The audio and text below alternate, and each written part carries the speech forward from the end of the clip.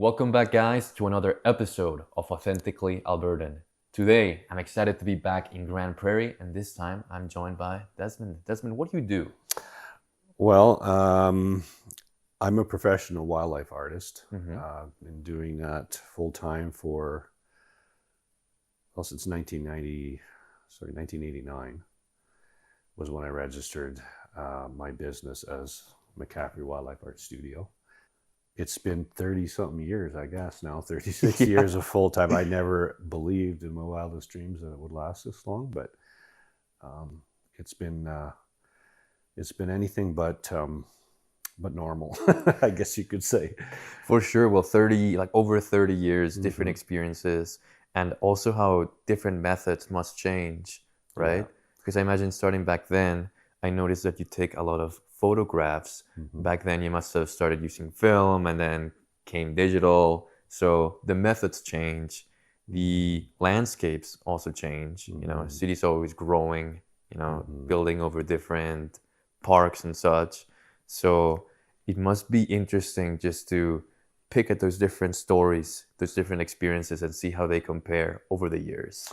Yeah, for sure. I think the biggest changes I've seen with this, other than I guess the slow evolution of being an artist and improving your work and just being better every year and keeping yourself challenged to be better. Uh, that's sort of been a slow, gradual thing. It takes a long time. Well, for me, it did anyway, to learn the finer things of my craft. But the biggest changes, the biggest radical changes that happen on a regular basis is the business end of it. And as a full-time artist, that's I would say it's as serious as it gets. Livelihood depends on it, and you raise a family, which I did, 5 kids, and my wife. Thank God she stuck with me through those years. It's that's the part of it that you have to stay on your toes all the time. So I like to tell people that I wear two different hats when I'm operating my business. There's the creative side of my brain, and there's the business The side of it. financial side. Yes, that part of it. And you have to be careful to not get the two sort of overlapping or spilling into each other, because the business part of it can be very stressful. And then you don't want that stress to carry over into your art. You want to be at peace when you're painting and stuff. So yeah, that part of it has been something I've probably fine-tuned over the years, being able to balance the two sides like that. But the biggest changes, and this is, as far as the painting side of things and things changing, I did switch. I started out this business painting in acrylic paint. Mm-hmm. And I painted in acrylics for about 20 years because I took some visual communications courses, and they started us out on that. And I thought, well, that's great. Let's just I know how to structure a sound painting now, and I'll just take off with that. So I painted in acrylics for 20 years. I think it was 2011 or somewhere around that I switched to oils, and I found that was my true medium. That How did how did the financial side of your brain react to that? Because oils are expensive. You know what? At that stage, I was already pretty well established. Okay. So making the switch to oils and looking at the cost of, the materials, because that did go up quite a bit. I was already prepared for that. So it wasn't, I didn't feel that a whole lot. I think if I was started out in the beginning, would have probably found that a little bit more challenging. But to be honest, when I started out with this business, like right at the get-go, it was doing pretty good, like right from day one. And I think that's what got me started in it, because I was doing better at art financially than I was doing at anything else. And I went, well, this is kind of a no-brainer. I got to do this. I love doing it. People are responding favorably, and I always don't take that for granted. Of I course. think it had a lot to do with the strong Alberta economy in those days. people were building houses, everything was, up and up, and purchasing artwork for these new houses and new walls was something a lot of people wanted, and I came along at the right time for that. And I mean, that's a bit of, again, a luck thing that you don't take for granted. Do you think your methods also helped you out with that? Because I would say you're very authentic when it comes to your methods. You go out there, you shoot the wilderness, and then come back, and from that you derive inspiration into your art, into the painting. Absolutely. I think people like to see the story behind the work.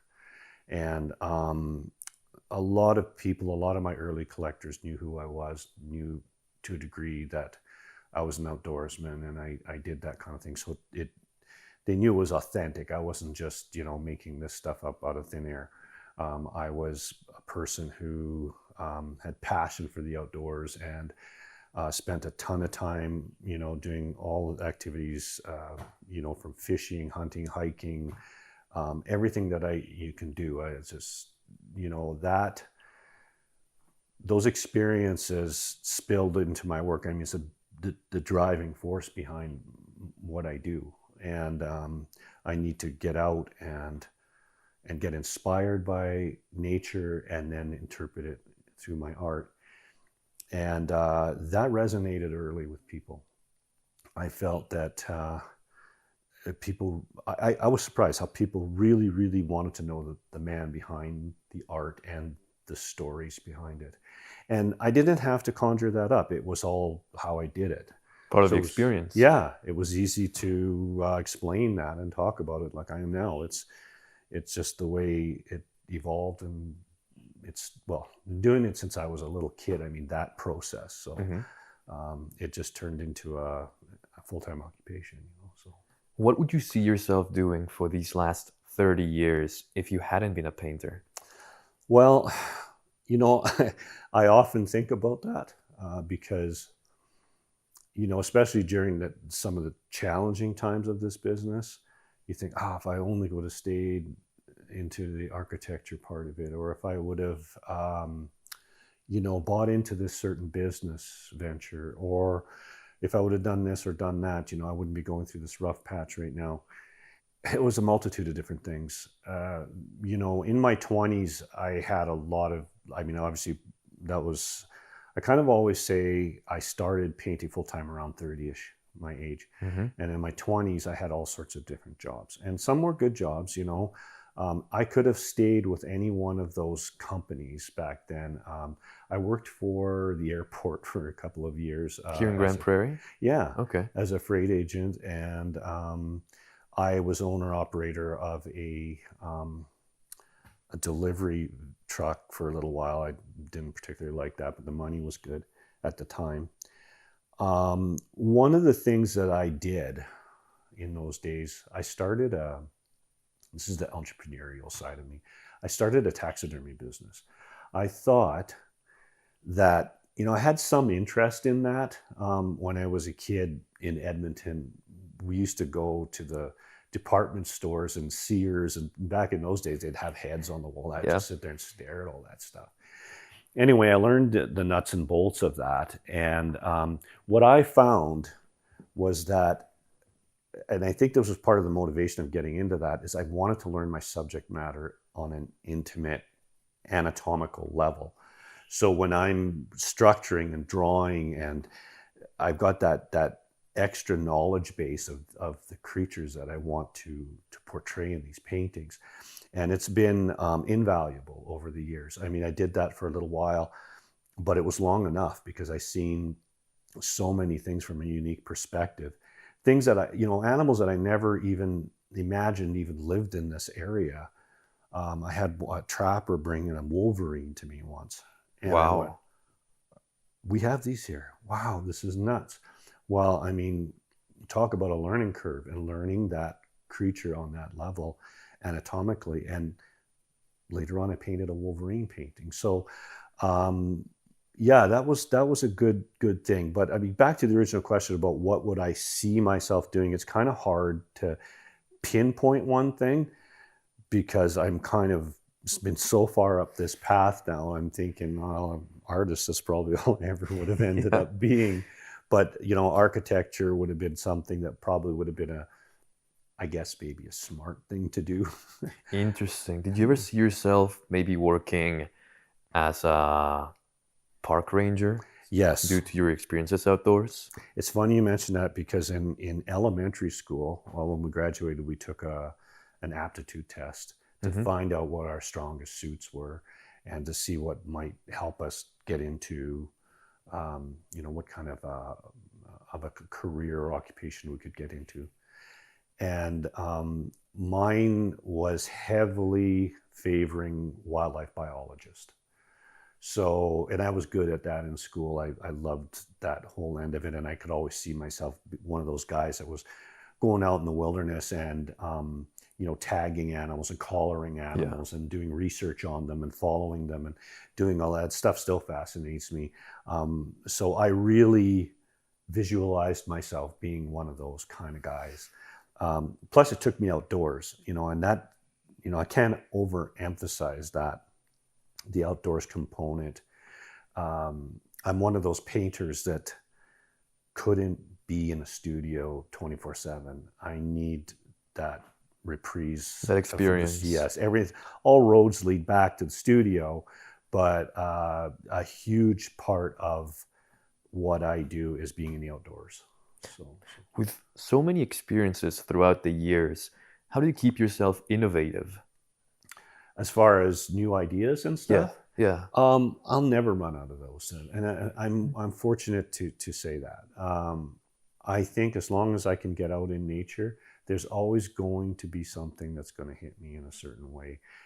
A lot of these pieces are created from, you could go out into a place and say, oh, I hope I see a grizzly today, or I hope I see this, or I hope I see that, and you might not see anything like that. So, well, does that ruin your day? No. I get out in nature and I can see the way the light is hitting a tree or some grass or some rocks or something compositionally that catches my eye, and I go, aha, I can picture that animal standing there.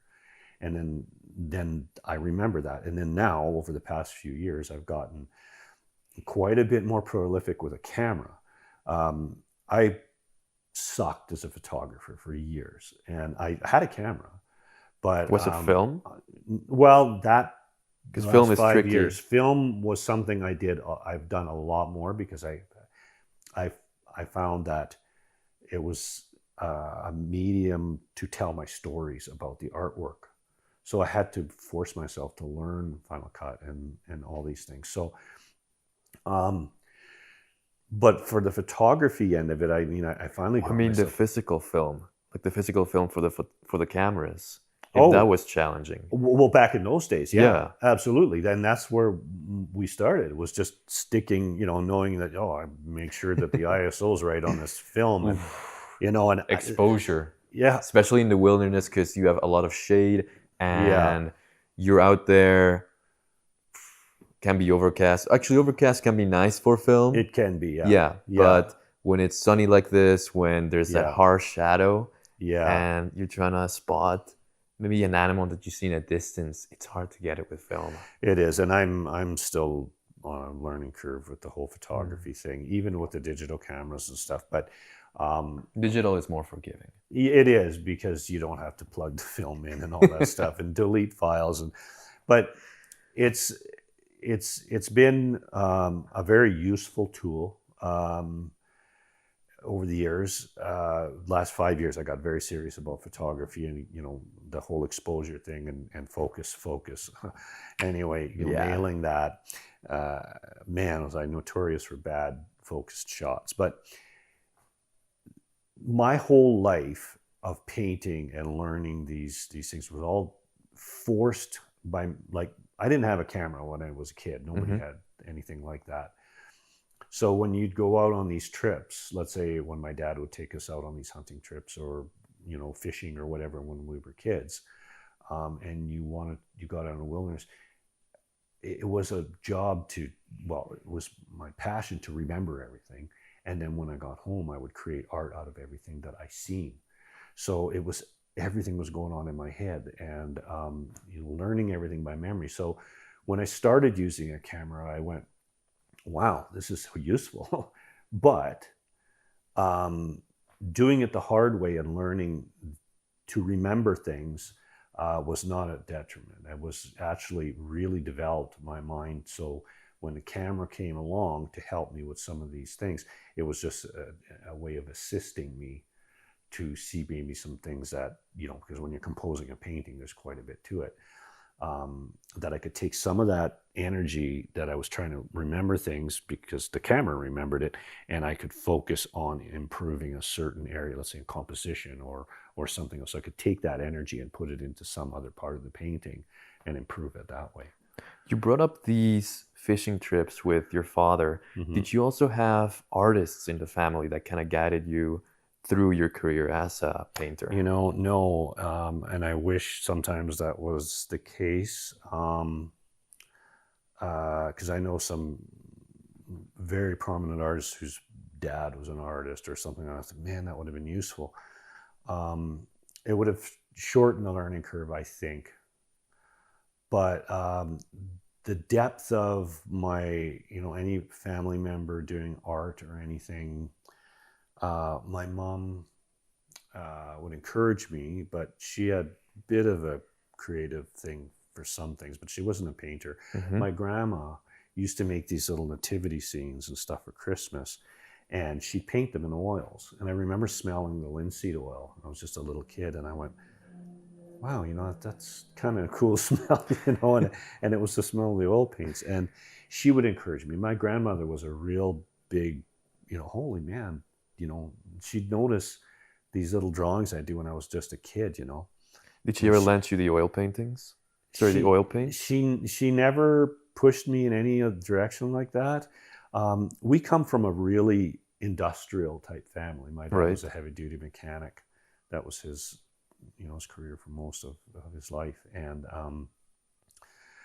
7 kids in our family, and I was the only weird one decided to be a painter, especially full time. I mean, my one brother's an awesome guitar player, and okay, but there's an art form too. Yeah, exactly. So but he's also a mechanic. I mean, he was smart enough to do he wasn't gonna say, "Well, I'm going to be a full-time guitar player," which would have been wild. I think he was good enough, but he just says that's a tough road. Yeah. And I mean, probably every bit as tough as being a painter, but that's just the extent of that. As far as the creative thing, that's just uniquely my own little thing that I don't know. It's why I stuck to it so long. But when you're a little kid and you're in elementary school and you're sitting at your desk and you're, let's say in art class, or even not art class, you're sitting at your lunch break and you're drawing things, and that's all you do. Other kids come and see what you're doing, and you get that attention. You get that attention early, and you don't forget that. Has it always been about the landscapes that you grew up around? The Albertan landscapes, I guess, the prairies mixed with Rocky Mountain landscapes? Huge influence. Or have there been other landscapes that have also drawn you in from around the world? If not, what is it about the Albertan landscapes that just keep pulling you in? The Alberta landscapes, the biggest part of it is being able to access it. Mm-hmm. Like I could say, some of the other places in the world probably look cool, and lots of artistic potential in, let's say, in the Caribbean or anything like that, or places a different part of the world. But I don't have regular access to those type of places, and I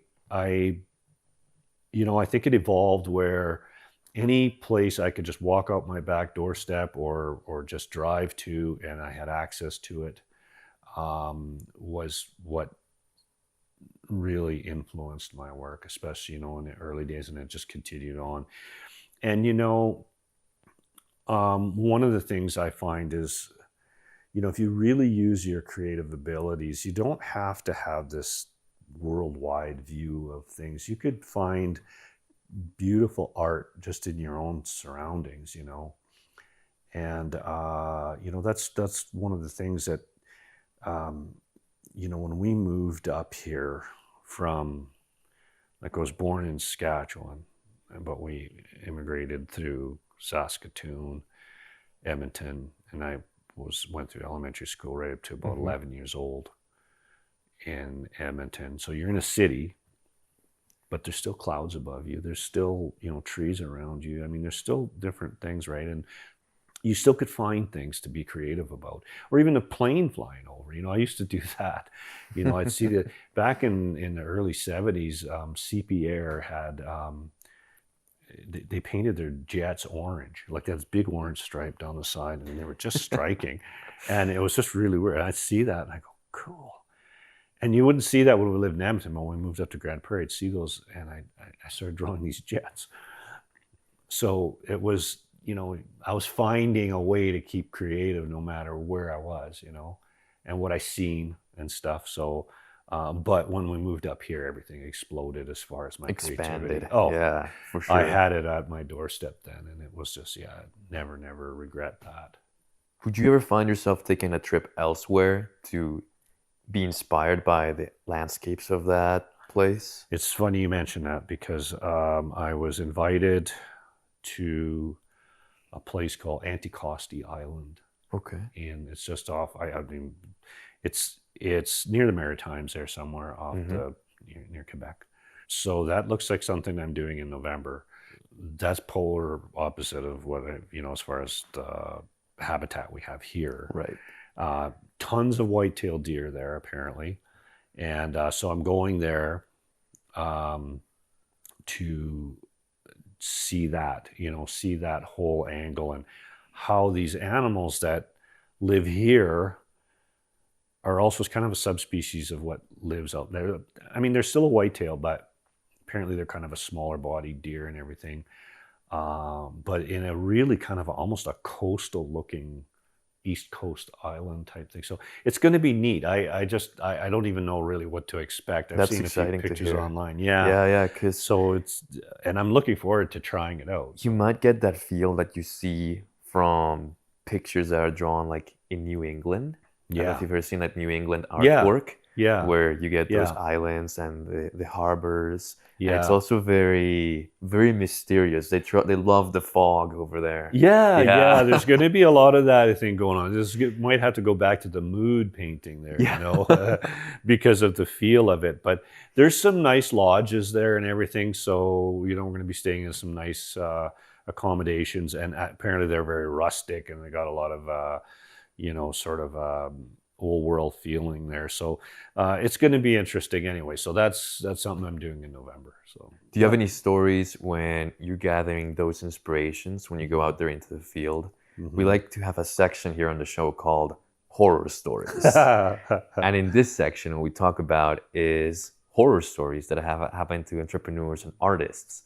But the reason why we do it is because we want to hear what you learned from it and how you grew from that experience. Okay. So I want to know any horror stories from your experience out in the field and how it helped your art process. I can tell you one that could have turned into a horrific situation. I averted it, but I was with a good friend of mine. We were going up one of the back roads to back to Two Lakes area where you get the mountains there and stuff. And we were driving down there, and we were in, I believe, a rental truck that day, because the truck he had, his personal truck or his work truck that he had the day before, they hit a moose on the road. Okay. Or it was a couple days before that. A moose? A moose. Yeah, he hit the moose and wrecked the truck, and they towed it back into town. And he stepped out of that without a scratch? Yeah, he wasn't hurt. Wow. I think he had a seatbelt. Very lucky. The moose died in the ditch, or just went a little ways into the trees and then died there. So, okay, fine. So anyway, next day we're driving down that road with the different vehicle. And he says, yeah, I'm going down to Two Lakes. I would do some fishing or whatever. Was it the summer? Was it the winter? It was the autumn. Fall. It was the fall, yeah. So we were driving down, and it was probably around the moose rutting season, which is in October, where they're always all over the roads. So anyway, we're coming down the road, and then he starts slowing down and goes, that's where I hit the moose, right here. And you could see pieces of his vehicle, and you could see the trail going into the trees. And I said, oh, wow, well, stop. I said, I want to go see that moose. Like, I want to go check it out, like see what's going on in there. And he goes, so I opened my door and I was just about to step. I said, I don't know if I'd go in there. He says, there could be a grizzly in there. And I went, good point. And you're going through some of the dark kind of spruce to get to this moose. And I went, good point. I closed my door. We didn't drive 50 feet. And there was a little sort of a clearing that was just off the road. And there was that huge boar grizzly standing right there. And I mean, it made the hair stand right on my back of my neck. And he was standing there looking at us. And he was going into that moose kill. I would have walked in and I would have ran smack dab into him. And I don't know what would have happened, but I'll tell you what, it was a wake-up call.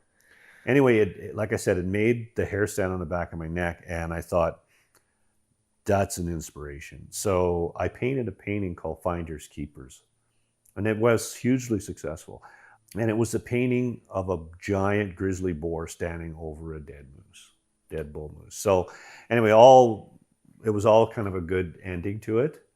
But I think about that often, how that could have played out differently. Yeah, you know? Yeah, you found some inspiration there. Yeah, like you in a big way. For sure. In a big way, yeah. Wow, yeah, what a close call. From so many years in your career as a painter, what would you say, how would you define success, Right now, it's got a huge part of how good the painting is to me.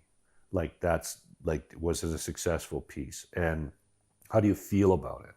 How did the inspiration come? That whole process is kind of how I define, success. I think one of the hugest parts of this whole journey is the people I've met. Like that to me is a success in itself. Like, every collector, every person, some of those people have turned into lifelong friends and acquaintances. So every collector that's helped me along the way, purchased my art and has supported my career, is a success story to me in itself. I don't know how I could have met people that were so, up my alley type thing, any other way, through, anything. Through the art. Yeah, if I was doing anything like, architecture. Architecture or something, you'd have been a bit pigeonholed, Yeah. depending, right? But some of the jobs I had, back in my 20s, if I would have stuck to those, or just whatever, I don't think I would have stayed a delivery driver. But if I would have just stayed at the airport or any of those jobs and just made it, my 9-to-5 job, I don't think I would have met the tapestry of people I've met through this art business that were, like I said, some of them are just incredible friends to this day. There's that, and then obviously the artwork itself. I mean, it's incredibly fulfilling to do this, for me, anyways, and just feel a sense of accomplishment at the end of of a piece, and sit back and look at it and just not get up on yourself or anything, but just feel satisfied. Mm-hmm. Nothing more, nothing less. Just a satisfaction that you did something with your talents and everything you work towards, and there's a sense of time well spent. And right now, that is just absolutely invaluable right now. So to feel that, and where you don't feel like you're wasting any days, any time. Life's so short, and I hear that a lot, where people go, oh man, it just seems like life just flew by, and kids grow up so fast and the whole shebang. But when your life is just full like that, I don't get those feelings. I just feel like when it comes to an end, it comes to an end, but I didn't waste my time. Yeah. So I have one final question, which we like to ask all of the artists, all of the entrepreneurs that come through here in Authentically Albertan. mm-hmm. And that one final question is, if you had one word to describe yourself, which one would it be? Perseverance. I think I would have to probably pull that one out quickly. You know, going through everything that it takes to do this, and the learning curve, and the business angle, the constant ups and downs, and the fluctuations and things. Never taking no for an answer. Just keep pushing,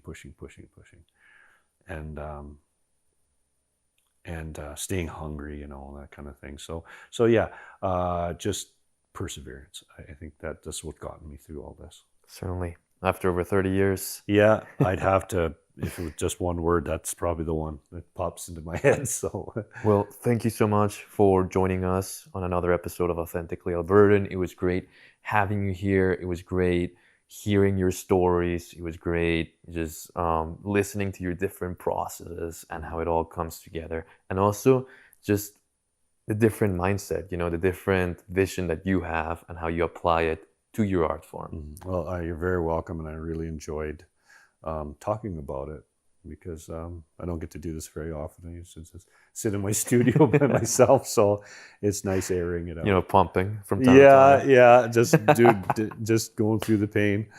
Yeah, so yeah, it's nice airing it out.